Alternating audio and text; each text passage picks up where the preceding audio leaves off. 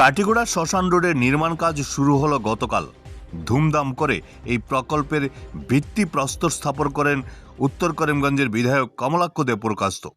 Beauty report Barak vision.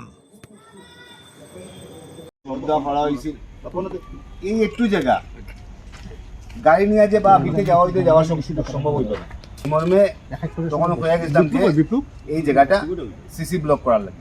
ইতিমধ্যে আসাম সরকারের তরফ থেকে 6,92,000 প্রায় 7 লক্ষ টাকা ধরেন স্যাংশন হয়েছে এবং কাজও বরাদ্দ করা হয়েছে।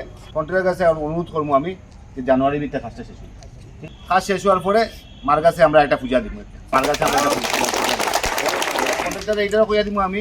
কাজও লাভের দরকার নেই, লাগলে যদি 2 টাকা যায় যাও লাভ করার দরকার নেই। কেন কতদিন আবার পরে এই অঞ্চলের বিশেষ করে আমার সেক্রেটারিও কইসলা এবং কালীবাড়ি কমিটিও কইসলা যে এখানের মধ্যে ডাইরেক্টলি মার মুখটা দেখা যায় না, মার মুখটা দেখা যায় না, এটাকে একটা গুল করিয়ে খাটিয়ে দেওয়া লাগে।